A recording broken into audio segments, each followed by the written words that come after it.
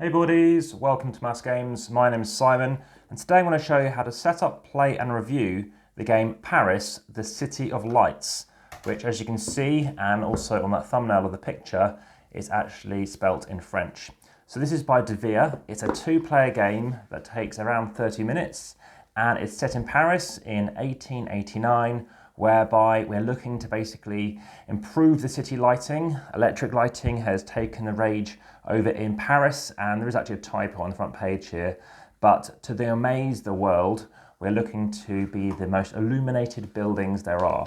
So there are 2 colours, similar to other Devere games, blue and orange. So if you've played the game Sherlock on Mycroft, which you can actually find on the channel, please go to the playlist, how to set up, play and review. Just type in, of course, AmassGames and Sherlock on Mycroft, and you'll find that. And whilst I'm just setting this up, please ensure you hit the like button, subscribe if you haven't already, and hit the notification bell. And in addition to that, please ensure that you check out the comments and descriptions, including Patreon links and also Instagram with over 2,100 photos. So this is also going to be in the 2-player playlist of different games you can play, as well as also the AmassGames playlist, etc. So I'm just going to zoom out a bit just because it's going to need a bit more detail. Let's double check which way that is. Okay, so here we go. So in this particular game, you are looking to score the most points. You score the most points in one particular way, and you'll be doing that via a number of different ways. So you are going to take your pieces. So let's just say I'm playing as blue, and we'll leave the orange packed away. Let me just grab out my pieces. So you're going to have some cobblestone tiles. There are going to be 8 of them. You want to shuffle these up, and you'll be drawing one of them, and only you will be seeing it. You will not be showing it to your opponent until you've placed it.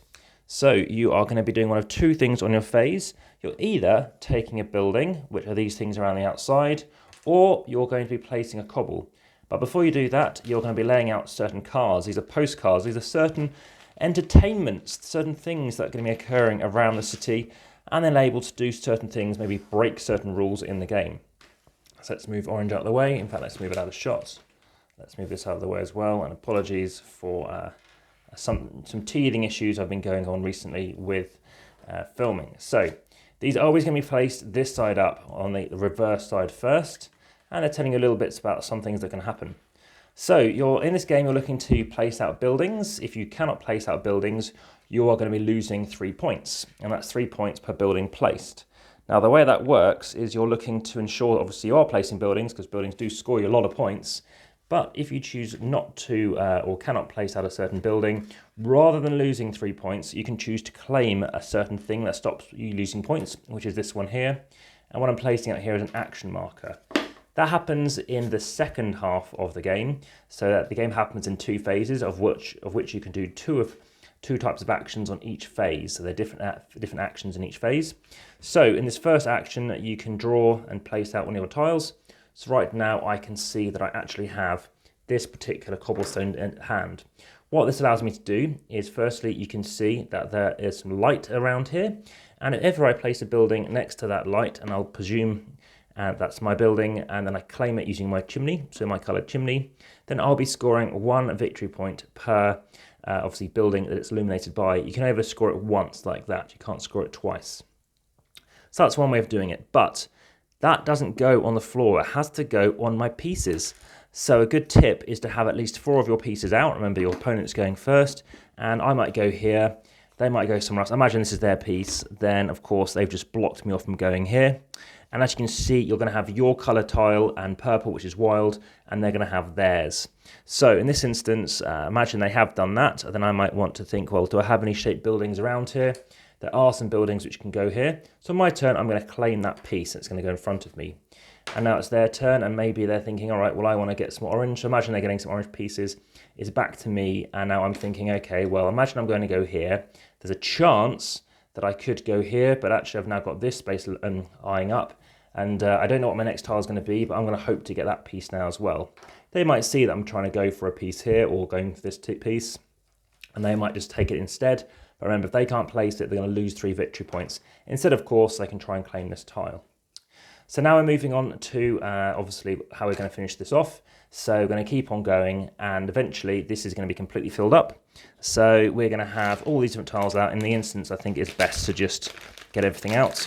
So now they've gone, remember, then I'll be going, and I'll do something like this, and then they go, and I go.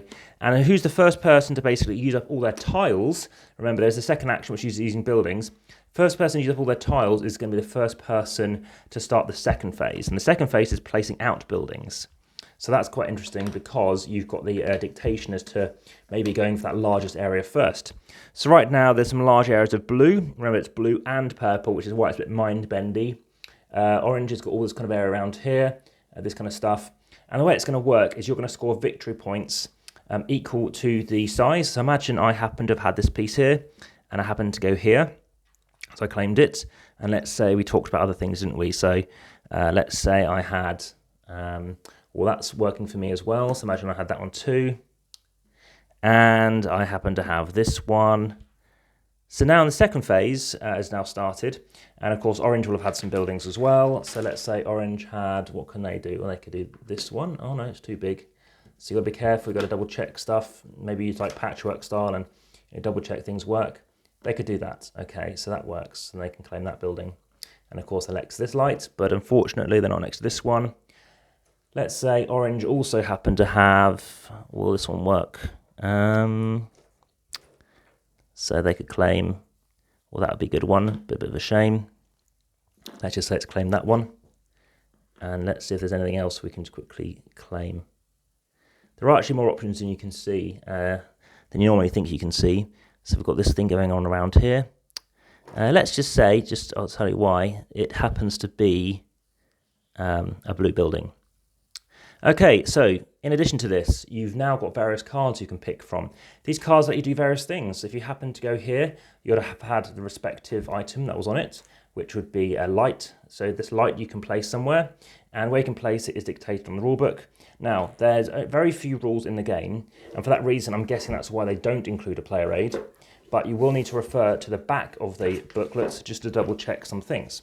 So for example, if we're talking about the item down here, we're referring to the Lamande. And out of interest, you might notice these have all got stars. This is the kind of starting layout that they recommend. So we're talking about Lampadaire, which is this thing down here, which is bad pronunciation here. And in this instance, you are going to take the street light tile and immediately place on a cobblestone of your colour.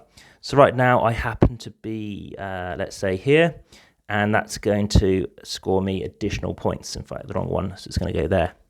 In fact, that's even better because it's going to score for both buildings.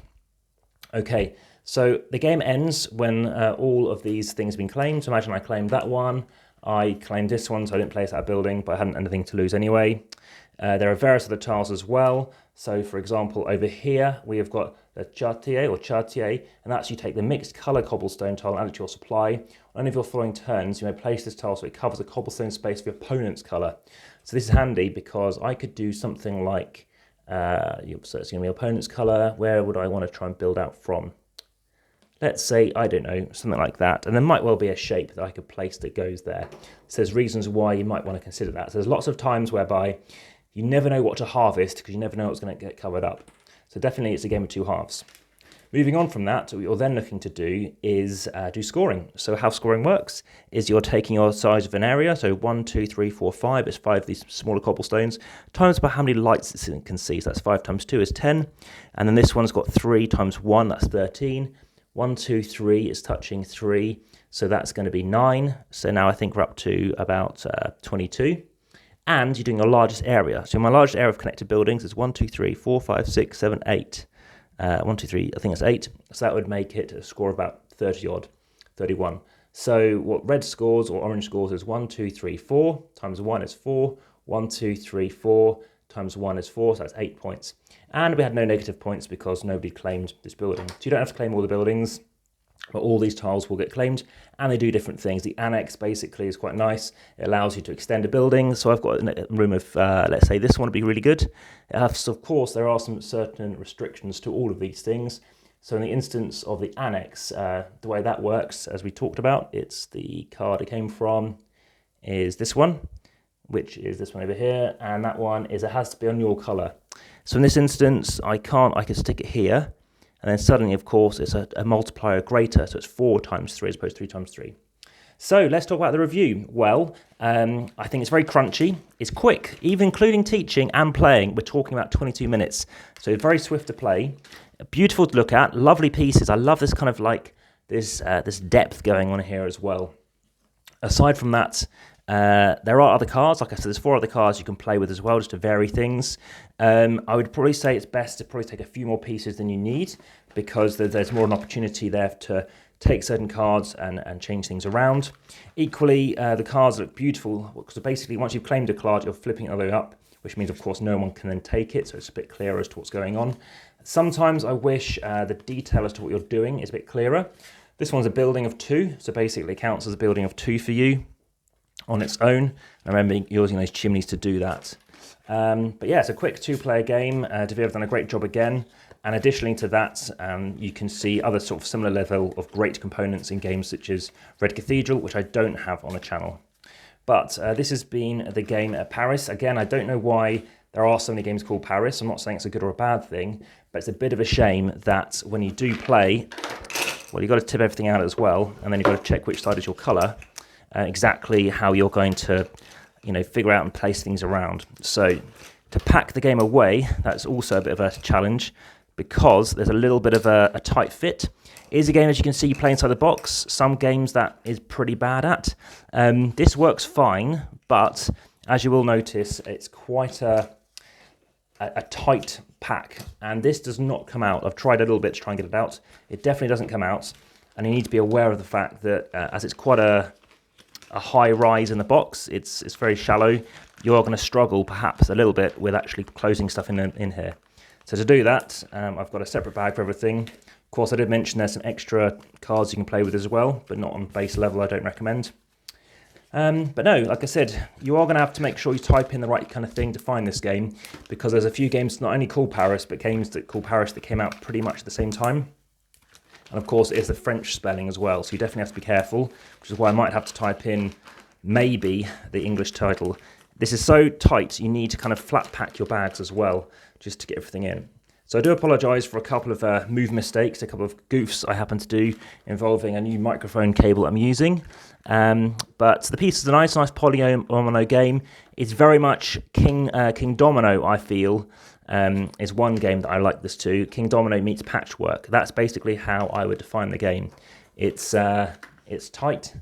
The scoring, though, again, you have to make sure, I think, go for those bigger buildings. I don't like to always give away strategy, but you just need to be aware that there are some moves which can really mean someone doesn't get a very good score. So that's something to be aware of, but it is a quick game. It'll probably get longer as you start really mulling over choices, and some things are definitely going to be outside of your control. That has been the game Paris. I hope you found it of interest. Thanks very much.